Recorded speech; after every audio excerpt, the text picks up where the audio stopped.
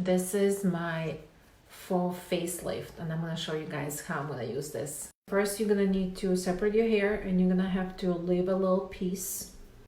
You're gonna take one end of your clip and you're gonna clip it to where your temple is. And you're gonna go around, clip right where the second temple.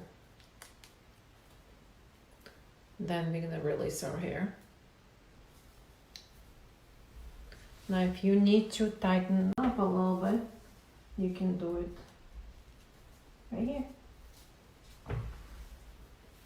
And now you can put your hair over it and no one will know that we just got snatched.